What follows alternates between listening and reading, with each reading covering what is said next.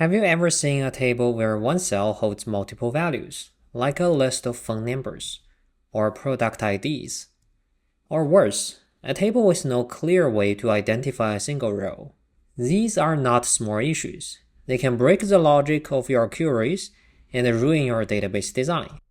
In this video, I'll introduce you to the concept of normalization and the simplest of all the normal forms, the first normal form.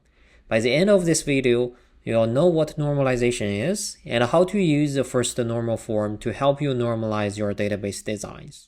So what's normalization? Normalization is like organizing a library.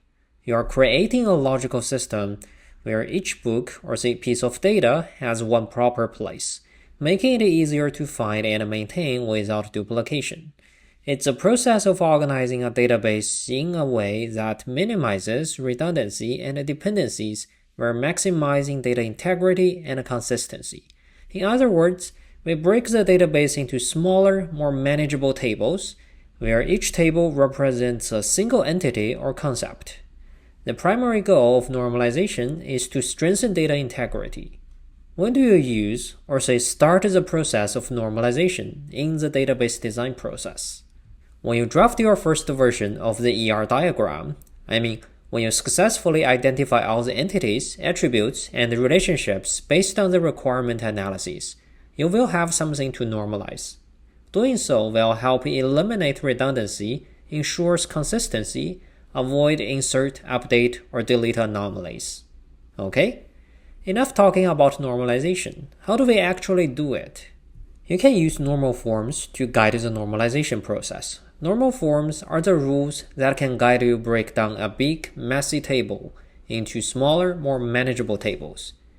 There are multiple normal forms, including the first normal form, second normal form, third normal form, and Boy's code normal form. It can even go up to 4 and 5. Each normal form can address a specific type of problems. The normal forms build on each other with increasingly strict requirements. They form a nested containment relationship, like Russia nesting dolls. To achieve any normal form, you must firstly satisfy all the lower levels. The first normal form is the largest outer doll, and serves as the basic foundation. The second normal form is the next doll inside. It's smaller and more refined, fitting perfectly within the first normal form, but also comes with extra requirements in comparison.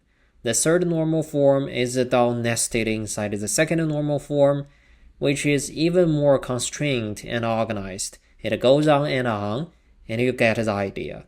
Just as you cannot have an inner doll without all the outer dolls containing it, you cannot have a database in the third normal form without it being automatically satisfying the requirements from the second normal form and the first normal form. In this video, we will focus on the largest outer doll, the simplest normal form. A table, or say an entity, is in the first normal form if it meets these criteria.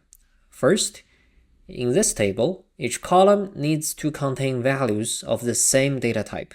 Second, each row needs to be unique. Third, each cell in the table needs to contain exactly one value. Let's go over these criteria one after another to make sure that we are on the same page. The first criteria is very clear. Each column needs to have a specific and only one data type. Imagine that you are tasked to design a database for an online store named the Sci-Fi Collective. As long as you go through every step that is required, such as identifying entities, attributes, their data types, and all the relationships, it is very hard for your tables not to meet these criteria. Remember, a complete ER diagram requires every column to have a data type, which means that each column will contain values of the same data types that you designate. Secondly, a table that is in first normal form needs to make sure that each row is unique. In other words, the table needs to have a primary key that can uniquely identify each row in the table. Similar as the first criteria that asked for data types for each column, as long as you did every step to put together your ER diagram, Each table should have a primary key, which may come in various forms, such as a natural key like an email, or product code, or a composite key, or even a surrogate key. If you need to refresh your memory on how to pick the optimal primary key for a table, you can refer to the linked video in the description. The third criteria of the first normal form is worth some good explanation. It says that every cell of the table contains exactly one value. Or you may see this being phrased as there are no multi-valued columns. What does the one value mean? Or say, what does the multi-value columns mean? Let's look at an example that violates this criteria, like this one. This table is supposed to represent what courses students take in a database supporting a course management system. The troublesome column that violates this criteria is the course column. As you can see here on the screen, each cell in this column holds the values of multiple different courses, and they are separated using commas. For a table to be in the first normal form, each of its cells can contain only one value. Or say that there shouldn't be any multi-valued columns like this course column. To fix such an issue, you need to separate this course table into two different and smaller tables. Specifically, you need to split the multi-valued column into a new table. And in this new table, you will make a separate row for each value that was packed in a single cell in the old representation. So in this case, you will have two tables, one representing students and the other representing the courses they take. In the course table, since you split each multi-valued entry to its own row, it will require a composite key composed of both columns to uniquely identify each row. In summary, a new table that splits each multi-valued cell into its own row is the fix for this type of first normal form violation. However, we are not entirely done here. A question that I got asked a lot by students on this particular point looks like this. Who decides whether something is multi-valued? Many people feel that there's no clear standard when it comes to decide whether a value should be further split into multiple pieces, which would directly impact the determination of multi-valued columns. For example, imagine that you have a customer table in a database supporting an online store. The table has 4 columns: customer ID, first name, last name, and email address. Some sample data in this table may look like this. Now let's focus on the email column. As you know, each email address is composed of 2 parts, the username and the domain name.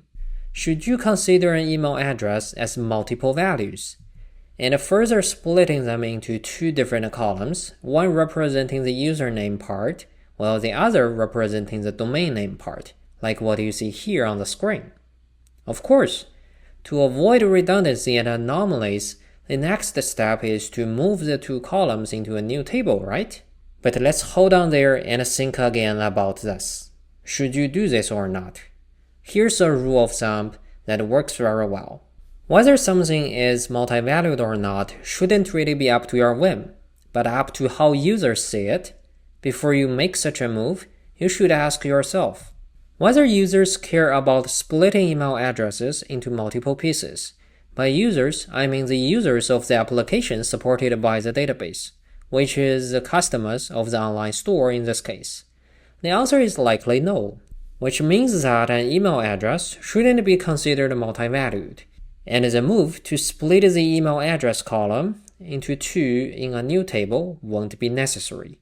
And that's how you should think when it comes to decide whether a column is multi-valued or a table cell contains multiple values.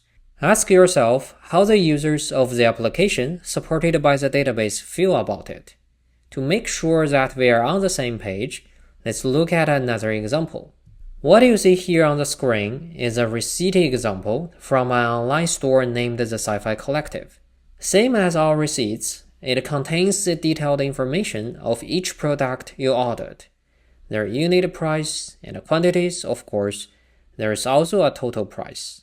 If someone who designs their database decides to translate the information from a receipt directly to a table, they will have a table like this. They may name it as purchase, in which each row of the table will represent an order from a customer. The logic may sound straightforward, but the issues will appear as soon as you start populating this table with data.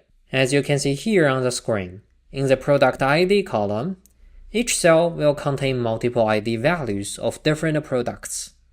The same thing can be said for the product name column. Ask yourself, would the users of the application supported by the database see multiple product names as multiple pieces of different values? If the answer is affirmative, that means that you have a violation of the multi-value criteria of the first normal form. To fix this issue, you need to move the two problematic columns into a new table and split each entry into multiple rows, so that each cell in this new table will contain a single value. In this split, the new table will represent the itemized product information that is involved in a single order, and the table will contain the information such as the product name, unit price, and quantities.